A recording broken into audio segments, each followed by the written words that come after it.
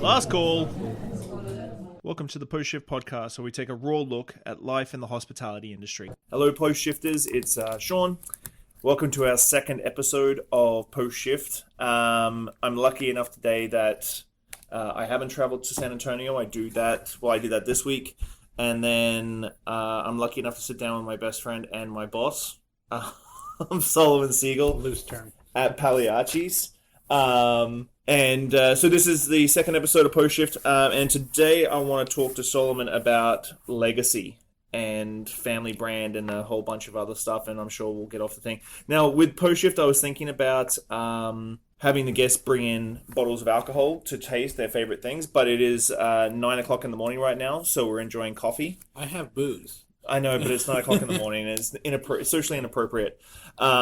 I'm on my third nitro from Hey Happy, so I'm going to give a plug to Hey Happy because I live there, and I'm powered by Hey Happy Nitro Coffee. So I'm on my third today, so that's fun. So welcome, Sol. Hi. So you want to tell everybody, because I always think the issue with our industry is that everybody thinks everybody knows each other, but they don't really know each other. So do you want to tell us about yourself? All right. I was born at a very young age. Where do you want me to start from? I think let's talk about when you started in the industry. Okay. So I again at a very young age. So I started coming. We're sitting in my office at Pagliacci's here, and this is where I kind of started coming to work with my dad. It was on Sundays he would take me into work and give me like $5 to pour coffee for, hopefully in the cups, sometimes on the customers. But I was probably around 10 years old when I started doing that. So that would have been 1991? Yeah, that sounds about right. And 91. So yeah. Pags opened in 1979. Correct, yeah. So if you don't know what Pagliacci's is, Google it. Yeah. Pagliacci's opened in 1979 in Victoria. Come to our website, pagliaccis.ca. And it was your dad, your uncle, and one more guy. Yeah, Alan DiFiore. And his family, the DiFiore family, and a few years in, Alan wanted to move on from it. The restaurant was very successful right away, pretty much. People in Victoria had never experienced food with flavor before, I think, and we had the very first espresso machine. Really? In Victoria? Yeah, we did. Yeah, wow. People don't realize that, but we had. Apparently, there was one other in town, but it wasn't working. But we had the first espresso machine in town. You couldn't get my dad started calling it New York cheesecake because he was trying to differentiate from the Jell-O product. Yeah, the unbaked cheesecake. Yeah. That was the only thing that resembled cheesecake. So we had that. We had live music. We served alcohol on Sundays. Which that one's always a weird one. Like I even know that in Victoria there's still some licenses, because I think Clive's, when I was there, you couldn't, we had a 1 o'clock license all week long except for Sundays. We have the same license. Because we're so close to the church there. Right. Well, it's not actually predating that, like in the 70s. I'm not sure the exact date. There were no alcohol licenses on Sundays. You couldn't serve alcohol on Sundays, and then they said, well, you can serve alcohol, but only till midnight. Yeah. We were one of the earlier places that we actually served alcohol on Sundays and had live music and stuff. So a little while after Alan DiFiore left, he's now got a very, very successful career as a writer. He wrote the movie Money Monster with George Clooney and Julia Roberts. Yeah. Oh wow. TV show Da Vinci's Inquest. I knew that one. TV show Grimm. Yeah. Oh, okay. Yeah, so he's a very successful writer. Were you in Portland with me that time that we saw the guys from Grimm, because they film in Portland? I think you were. Actually, no. It was me and Simon. Okay. Me and Simon were in Portland, and all the guys from Grimm were in the coffee place we were doing, because they film in Portland. Right. Yeah. So anyway, he left the business after a while. My dad and uncle continued it. I basically grew up spending my time at Pagliacci's. By about 12 years old, I was doing regular busing shifts here, usually on the weekends, and that by I think about 16, I started stepping behind the bar and getting interested in bartending. I did every job here, though. I worked cooking just a little bit, not a lot. I played music here with my band when I was in high school. and done lots of hosting and served tables, and bartending was always my favorite. And then you went on and did a little blip of a few years as a paramedic. Yeah, well, I kind of had enough of working for the old man. So I left, and I vowed to get out of the hospitality industry because I really wanted to help people. And I spent 3 years working as a paramedic, and kind of had a realization that because I was also, I think, while I was trained to be a paramedic, I was working in Cafe Fantastico, which was like kind of the beginning of the third wave coffee culture in Victoria, and because I made cappuccinos and espresso my whole life, but I was looking at what they were doing and I'm like, oh, they're better than me. Like, because I kind of had this thing where like, well, I make the best cappuccinos, right? Yeah. I knew because I knew I made the best cappuccinos at the restaurant because we had an old lever style espresso machine at home, and when I was like 7 and 8, I'd make cappuccinos for my dad in the morning. So, well, the funny thing is, I think to put this in context, like, this is pre-internet days. Like, I think sometimes kids these days forget about like, when we had to learn about how to make an espresso. We had the internet, but it was strictly for pornography and stealing music. That was the extent. But there was no YouTube. There was no like Facebook videos or anything like that where you could go, oh, that's how you make cappuccino. Oh, that's how you do latte art. Like, you literally had to go out and find someone else who was doing it. I think the idea that you could actually research on it was kind of not a big. I wouldn't even have thought to go and look on the internet. I would have thought to go try and find a book. But, like, I wouldn't have thought to look on the internet to find that book. I would have, like, gone to used bookstores until I tried to find a book on espresso, And then looked at horrible black and white pictures and tried to figure out how to pour latte art. Yeah. Latte art wasn't even a thing. I don't think anybody was talking about latte art back then. But I had this kind of realization when, after 3 years of working as a paramedic and feeling really frustrated by the bureaucracy and all of that, and feeling like I couldn't really... just working for the government essentially didn't really sit well with me. I was raised to work for myself. I was raised to try and be an entrepreneur, and I also kind of felt I got something that I hadn't understood before, that the impact you can actually have on people by serving them is huge. And I had this realization where I was working in the coffee shop, and I realized that I had this incredible opportunity to redirect people's bad days. Not everyone. Some people were very dedicated to their bad day. But, some people I could just try and, like, bend down and look at them in the eyes, or smile at them, or, do something stupid, be ridiculous. And I could kind of reorientate their day, where they kind of, like, would be a bit more present all of a sudden. Mm-hmm. And I kind of feel like that if I have them leaving with a human experience, not just going to a coffee shop and paying your money and getting your coffee from essentially a human vending machine. But if you have an actual human interaction first thing, or at any point during the day, that I believe you're more likely to then treat other people as human beings and not just vending machines. So I kind of realized that what we do in the hospitality industry is kind of holy work in a sense, in that we actually have a huge amount of ability to create actual change in our surroundings and for the well-being of people.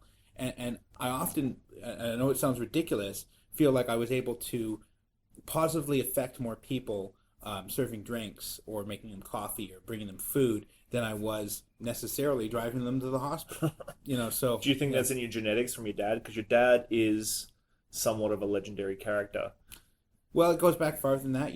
My grandmother, who used to work at the restaurant in the early days and stuff too.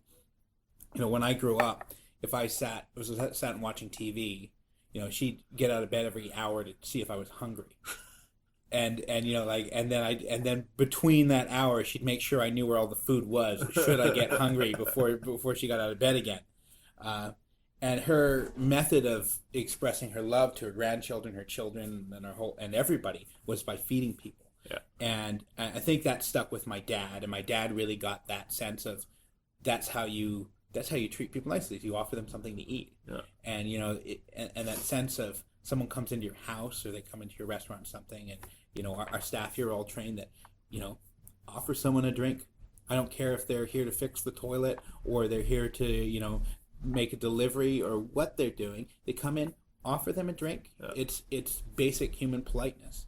And and oddly something that's missing, I think, from a lot of the hospitality industry right now. Yeah, I think we miss a few steps, and as we get with the we'll talk about the internet more and more, I'm sure. But I think with the internet, we sort of miss the steps of how awesome being a bartender or a server is these days, or a sommelier and that sort of thing, and we miss a certain points. And I think I've talked about this a couple of times already on a couple of different episodes. We all have bad days, and so I'm not perfect in any way, shape, or form for that. But yeah, I agree with you. I think the root of that is we do miss it a little bit this thing, because it is all about the flashy videos and the awesome cocktails and the smoked cocktails and liquid nitrogen and all that sort of stuff, and we get caught up in that before we get caught up in the foundations and the basics. Yeah, well, and the basics is that the reality is that 95% of the people you serve a drink to probably don't really have a sense of if that drink is good or not. Yeah. I mean, you look at the amount of bad cocktails that are still being served. Where I can go and have an incredibly poorly made martini. Yeah. It's a difficult drink to properly execute, and it's so often poorly made. And the amount of just drinks that are brown, where it's just kind of it doesn't taste like anything because there's so many damn ingredients in it, and they're not interesting. And what changes that? What makes that drink popular or not popular is ultimately the experience that people get. If I have hey, I love this drink, then a lot of people are going to go, clearly this is the best drink I've ever had. I always say that when it comes to, I've talked to tons of chefs about it, it's when it comes to food and drink, to put a dish down in front of someone and it's the most amazing dish that person's ever had in their life is the hardest thing to do. But to put down a cocktail that's really well made and really balanced and delightful, people can say it's the best drink they've ever had. And it could be just as simple as perfecting the perfect martini or the perfect old-fashioned. I get that all the time. It's this is the best old-fashioned I've ever had. And I'm like, well, it's the best old-fashioned you've ever had now. Yeah. Whereas food is a little bit different. Food's a whole different animal to raise people's awareness up to that, because of Food Network and food blogs and all that sort of stuff. I think it's really hard these days for people to be impressed by food because there's just so much out there. To a certain extent, I think most people are just going off the emotion in which that food or drink is given. Yeah, I think that and I care very deeply about how we make food and drinks and everything like that. But at the restaurant here, I could agonize over the pasta we're using or where we're sourcing product from, and most of the time if I make this change, then I'm like, okay, I'm so much happier with this pasta. I think this is such a better product. I'm like, I didn't hear any complaints before, and I don't hear any and nobody notices it changes after. You agonized when you first took over. You took over Pags about 5 years we're ago. Jumping forward. We jumped, I know. We're jumping forward, but we'll jump back. Okay. But you took over about 5 years ago, and you agonized. You changed over to whole beast meats, and you changed a fair few things. Yeah. Here, that when you first took over, I think you were in the latest Eat magazine article, and you said you just basically tore up the wine list because it was uninspired. Yeah. I think I wrote that wine list probably no, actually, I think we had a manager who basically just gave it to a wine rep and went here. I love those. So it was silly wine list. But I think it's the attitude in which you present stuff, and I think it has to be genuine, right? Yeah. So I have to come from a place where I'm like, I believe in this product. Yeah. I believe in what the restaurant is serving. I'm proud of this food, and if I do that, then my staff will feel proud of it, and then my staff will convey that to our guests. Yeah. If we, and if I don't, then I think that will trickle down that I don't.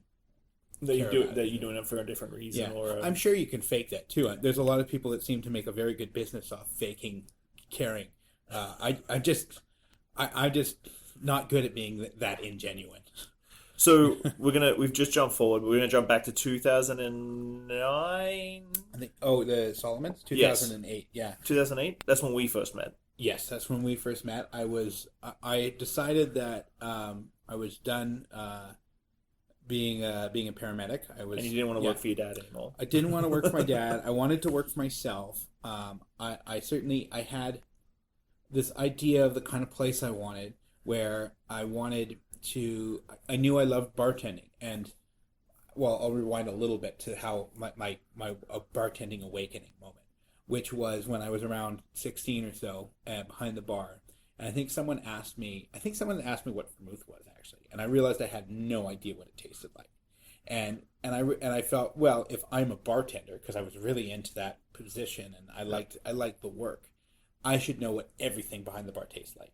So I went and tasted every single thing behind the bar, and everyone's like, "Oh, you must have been loaded." But no, I was actually, not that I didn't get loaded a lot, but but in this case, I really was just trying to taste everything, and I started building a kind of a palate map of what all our ingredients behind the bar taste like, and that was the really beginning for me. And by the way, I was pretty sure that vermouth was an olive liqueur, because these were the days when I was taught to make a martini. You put the vermouth lived on the back bar with a speed spout on it, and the right amount of vermouth was you put your thumb over top of the speed spout and drizzled a bit in, right? So the all vermouths were like so horribly oxidized that like I was trying to identify what that flavor was, and I didn't have I was like 16 or 17 years old, so I didn't have any wine education to like, oh, this is oxidized.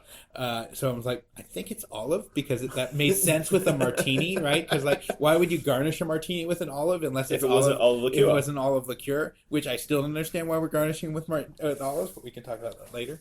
Devil's testicles. Yeah. So yeah, and then I had been kind of on this path at the time where I was like, well, I'm going to learn. I love classic things. I love good German beer and French wine and like good Scotch whiskey, and because I think when I was 16, I realized that if I went in and bought a bottle of Scotch, they didn't ID me.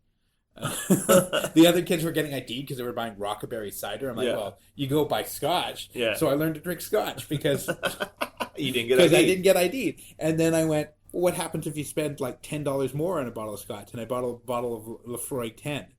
And I grew up, on an island, so all those briny ocean notes and like creosote and stuff. Which is sort of like usually the polar opposite for most people, because usually people hate Scotch because of whiskeys like that. Yeah. Like they've been to a party and someone's like, hey, do you like whiskey? Yeah, I like whiskey. Oh, here you go. Here's a fucking Ardbeg Ugadel or fucking Lefroy 10. And they're just like, I hate Scotch. I'm like, well, it's not every Scotch is this smoky, peaty, like briny, iodine, like Band-Aids in a hospital sort of taste. Yeah, those flavors appeal to me. I like smoky, weird. Yeah, you went backwards. Stuff.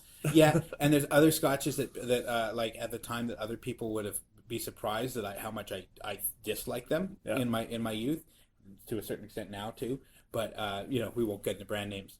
But see, I know I can't drink smoky whiskey when I get home to relax. Yeah, because it makes me sleep talk, and Jill hates it. Like, I don't know, it's just so weird, smoky whiskeys. So I drink smoky whiskeys during the when I know that I'm going to have something else afterwards. Yeah. But if I go home and unwind with smoky whiskey, I am up sleepwalking and sleep talking all night long. Yeah, the Freud 10 is still like, it will always be a happy place for me. We got a bottle of Lord. I know we do. But it's still early in the podcast. We may crack that. Yeah, we may crack that before we finish. I know. I get on tangents. So when I had this idea that I really wanted to open a bar. I knew I had to have a food aspect, but I kind of just farmed that out more or less.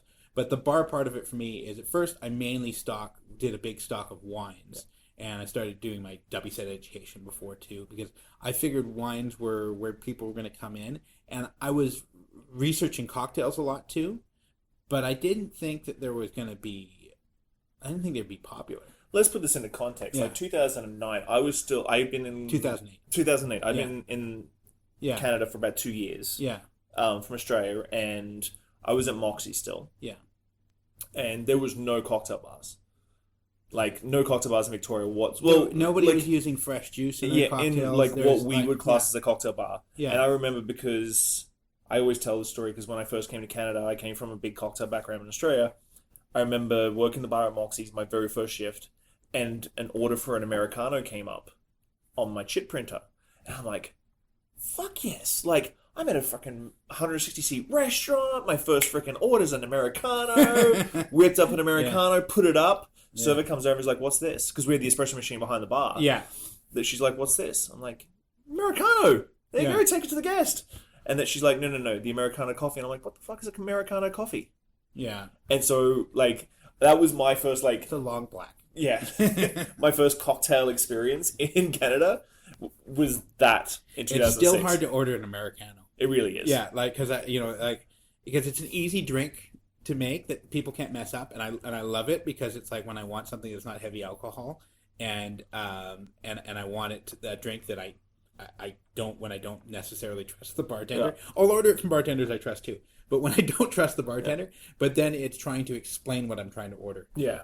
Americano cocktail. What do you mean the Americano? Not the coffee, the cocktail. Not the one with the coffee? No, just the cocktail. Coffee martini coming up. So, going back to Solomon's, it was very reminiscent. I know you traveled a lot. It was very reminiscent of like the original Milk and Honey and that sort of feel to the room. I had no idea though. I was completely. I didn't even bother to go over to Vancouver, honestly, because again, I didn't think the cocktail thing was necessarily going to be our focus. Even cocktail culture in Vancouver wasn't like, we look back and we're like, oh yeah, it was the beginning of it all, but like it was still rubbish in Vancouver as well. It's I don't know. I never tried to go anywhere for a cocktail. I can't.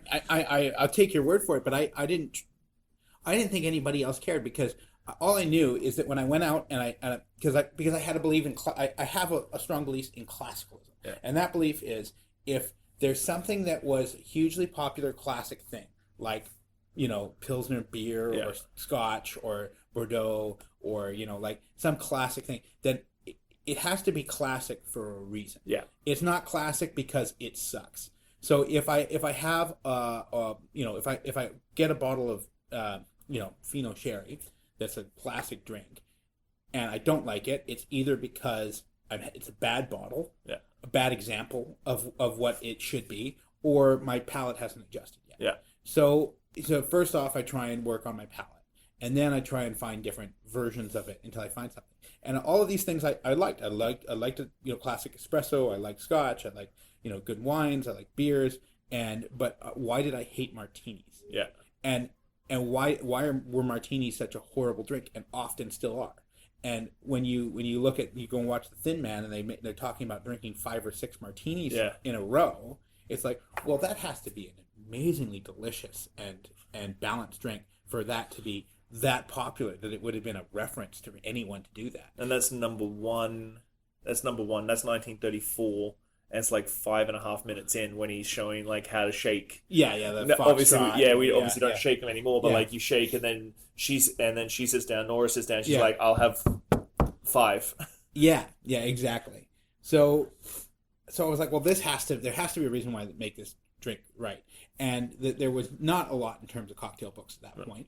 I bought all of the ones that were there, and most of them seemed to just be these weird recipes, and half the recipes were like fairly disgusting. And then wishy-washy as well. Some of the batching and stuff was really weird, and like, I mean, there not to say there wasn't some good knowledge out there, but there wasn't a lot. No. And so I just started experimenting and trying to read everything I could, and I kind of found out, I can't remember exactly how I found out about the orange bitters, but eventually, I looked into what vermouth was, and I found out that there might have been orange bitters in a martini, and I just kept playing with the balance of it all until I found my version, which tasted amazing to me, and still does. And at the time, it was a great timing, right? Because at the time, Plymouth Gin was cheap enough you could have it as your well, and we had the proper Nolly Pratt had been released in Canada. So we had these two amazing products. I think Reagan's you were bringing in from the US. Yeah, and Fees, and I think I brought in some Reagan's, some Peychaud's, because I think there's some websites where you could order some different bitters, and so I managed to get in Fees, Peychaud's, Reagan's, and Angostura was the one that we always had, right?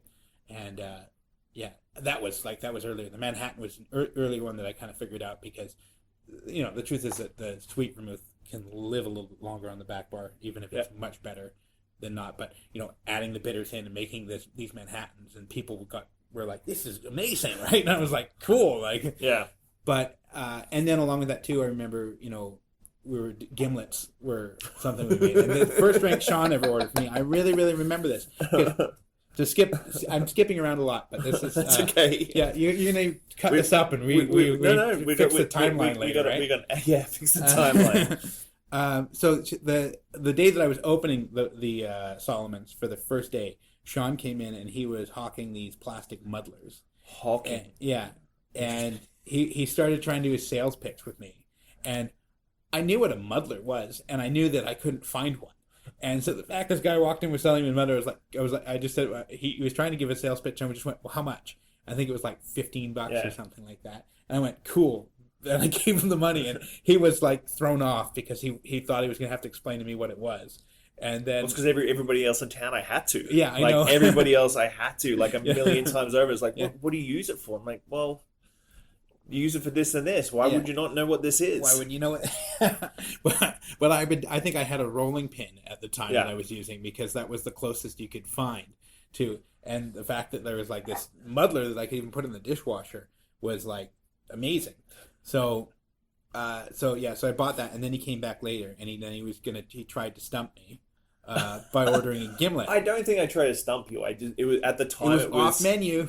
This is true. You ordered off menu opening night. That's the type of human oh being you man, are. I was such a dick. I think it was at the time. It was around Victoria Gin being launched, and that was the cocktail that we were sort of doing with Victoria Gin back in the day. Was like a Victoria Gin gimlet was the drink of choice. Yeah. And then I don't know if Victoria Gin was launched yet. It was close. It was close. It was around that time. And it was me and Robbie Anderson would go around and order Victoria Gin gimlets at all the bars. Yeah. And so that's why I was on a big gimlet kit. And gimlet's still one of my favorite drinks. Yeah, and I made it sacrilegiously with fresh lime juice and a little bit of simple. And then I think that started the first of many debates. Yes. About, whether it's better to use roses, even though I think we can agree that the current version of roses is not like the old one. Not like the old one. But there's just something so good about freaking a gimlet with roses lime cordial. And I know I'm going to put $10 down. People are going to crucify me for that. There's just something about it.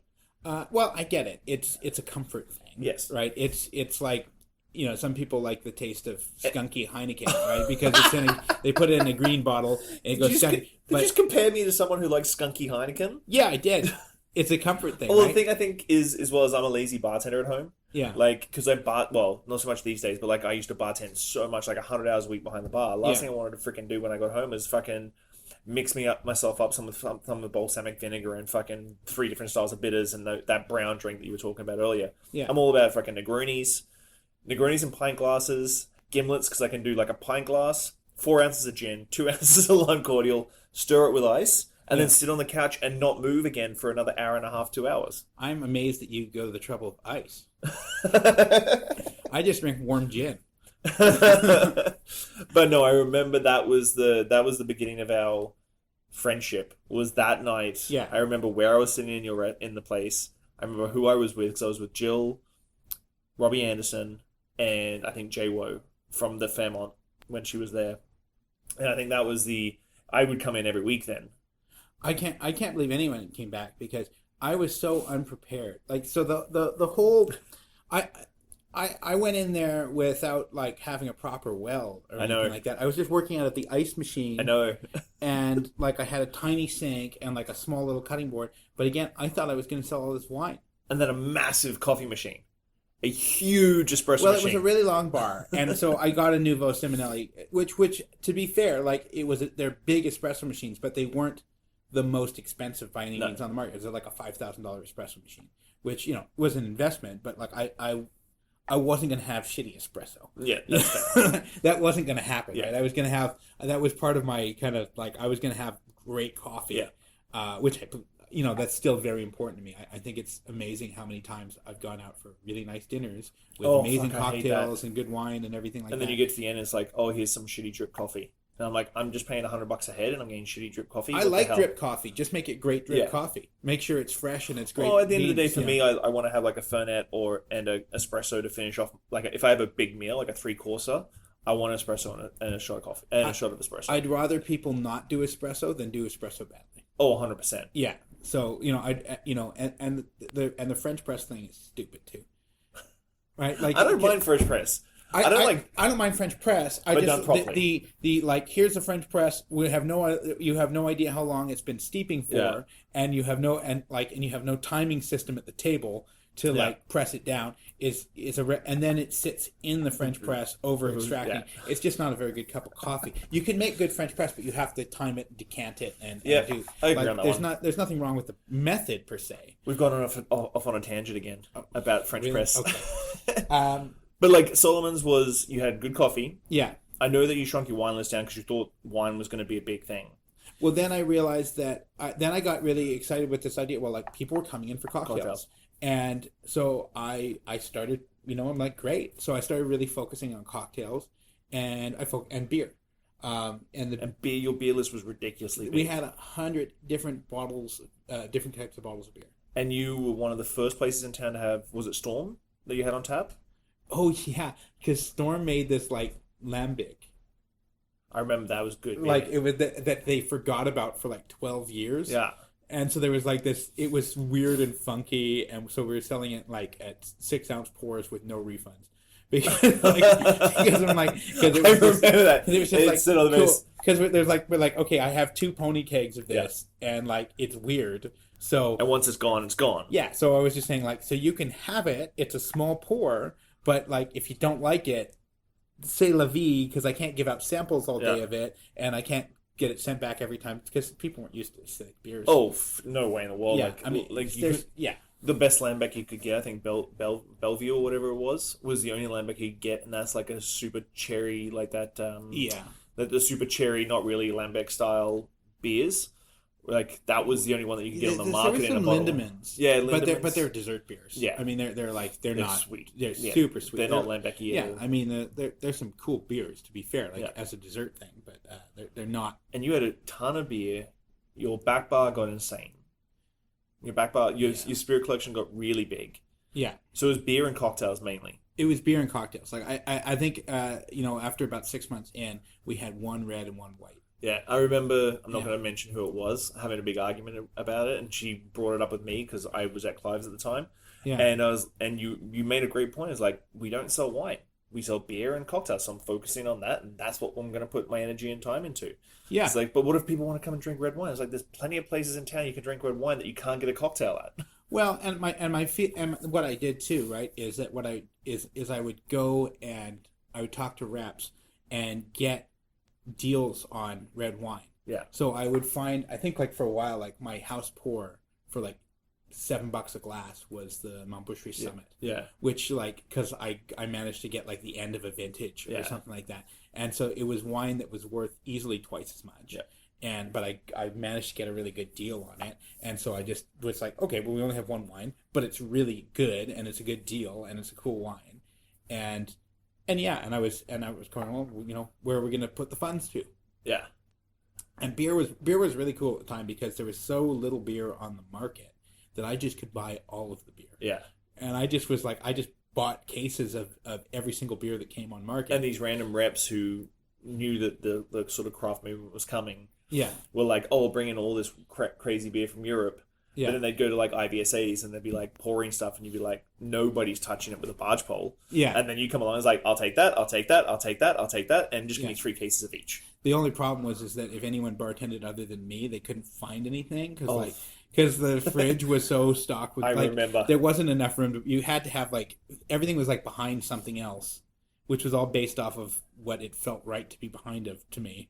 And for the kids listening, this was before cell phones had flashlights. So it's not like you had flashlights in your pocket just to go, oh, we'll go find it. Like you literally had a bar flash. Because the couple of times I worked behind that bar, you literally had the bar flashlight to find things. Yeah, it was that bar was a pain in the ass to work behind. It was not pretty. It was not conducive at all. We learned a lot. We did. Yeah. So we'll briefly chat about Solomon's closing and sort of your transition, because I think Solomon's is way ahead of the curve. Like we've still in 2009 we were doing like foams and caviar. Oh, I remember that. Yeah, and like just it's stuff that people. Why was I doing caviar to order with a 1-person bar? and that's the thing is like, and that's also stuff that like people go at now. Like I see articles in magazines and online and stuff about stuff that I was doing at Clive's in 2009, 2010. And everybody's like, that's weird and that's not going to work, and now it's fashionable.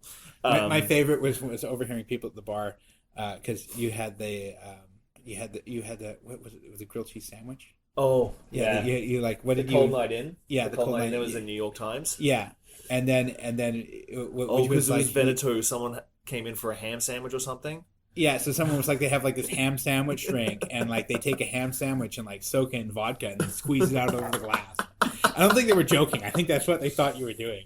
So around this time, I took over Clive's, and you left. Well, Solomon's closed down, which was a travesty because it was the first cocktail bar in Victoria. And I'll always say that. People always give me credit and Simon credit for that, but I think that you started the cocktail movement in Victoria because we've still got regulars that were regulars for you, still coming here to Pags and still going to Veneto. Yeah, and like they've been following you and myself around for like 10 years. yeah. Well, that was. I mean, it was a cool place because it was where a lot of us got our beginning education, and a lot of the first wave of bartenders, including yourself, worked there for a little bit at least, and then the patrons that would become like the real cocktail fans of town, they started coming in. Yeah, and that's really where that kind of started.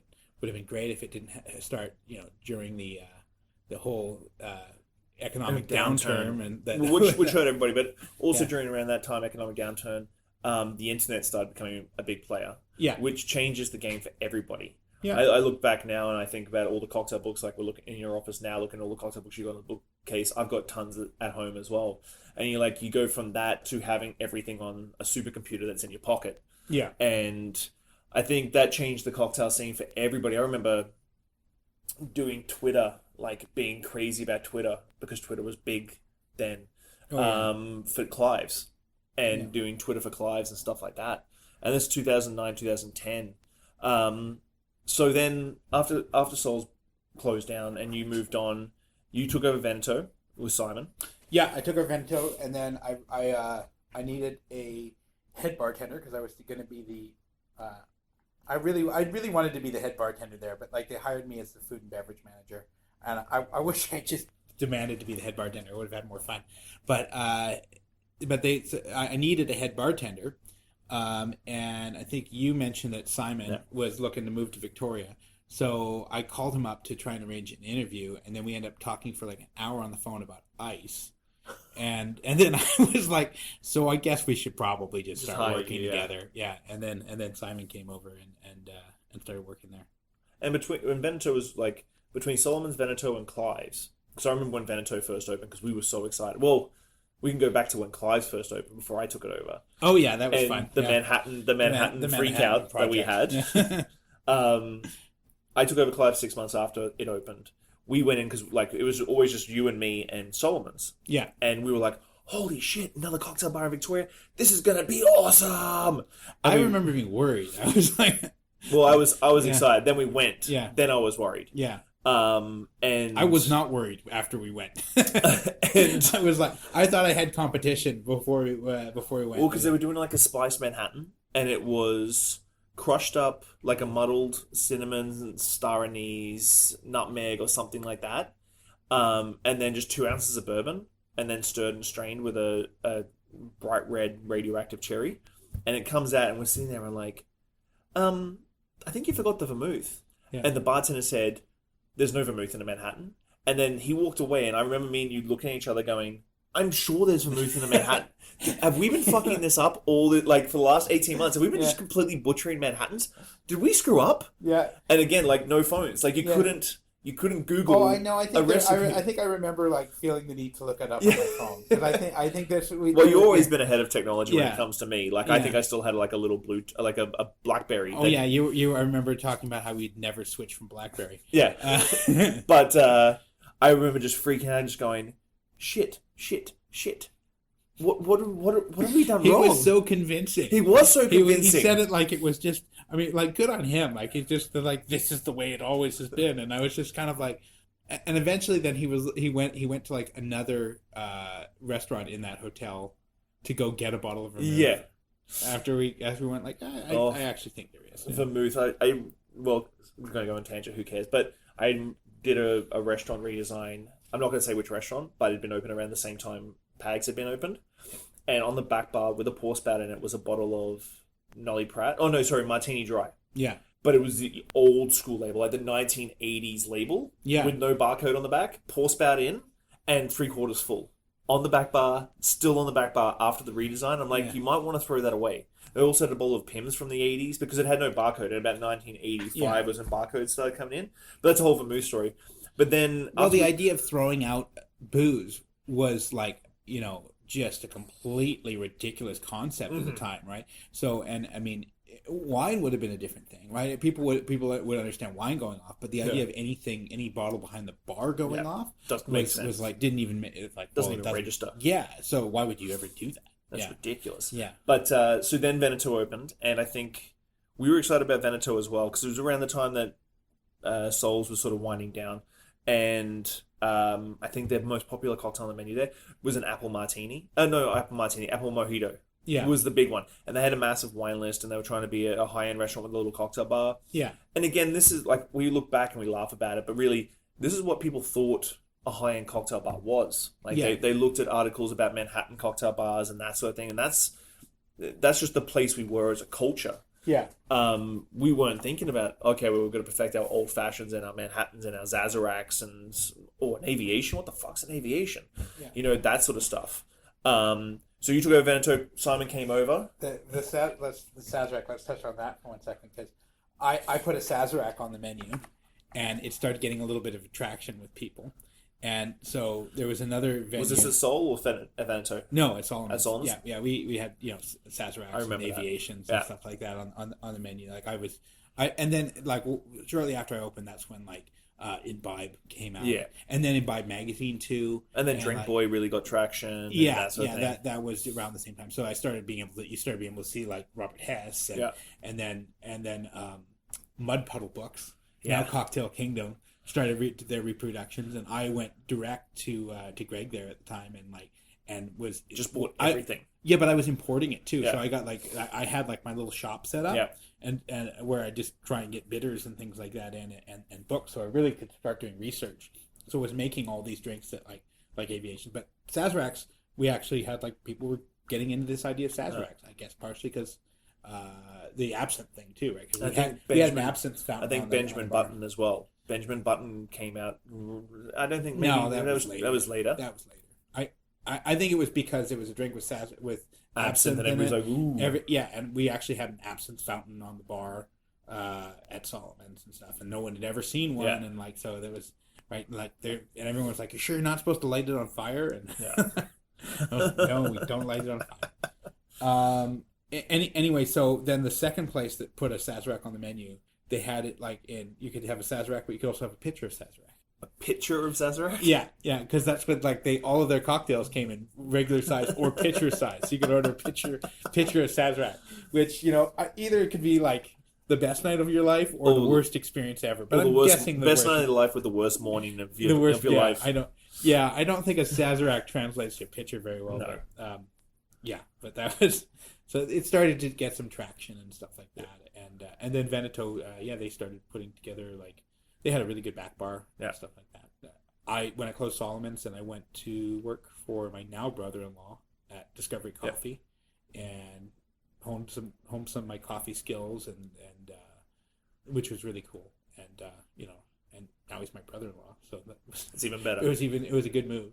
And then I took that position at Veneto, hired Simon, and then we redid the menu, and I pulled the move where they had this really elaborate wine menu that people weren't really into, and it was, and certainly when I pulled some of these wines, people were like, "Oh, you need more wines." I'm like, "Well, nobody was drinking the wines, and I was throwing them down the sink because I morally against selling off wine." I think one of the wines that always sticks out on that menu was the Talbec Marzahn from Tasmania.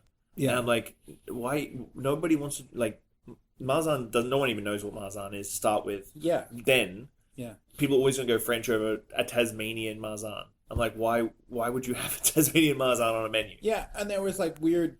I can't even remember the pronunciation of some of the Greek wines and stuff by the glass. And it was a great menu. For a wine geek now, I look back and go, it's a great menu for its time. But it always comes down to what do you want to fight? Where's your fight? And where's your energy and your money and everything going? Yeah, and they didn't have the preservation system in place to do that. So, it wasn't an overly popular decision with everyone there at the time, but I kind of did the same thing where I heavily pulled back on the wines. Still had a solid wine list, like not to the level of Solomon's. I think there was like still like 8 reds and 8 whites by the glass, and nice setup of wines. We put a lot of work into it.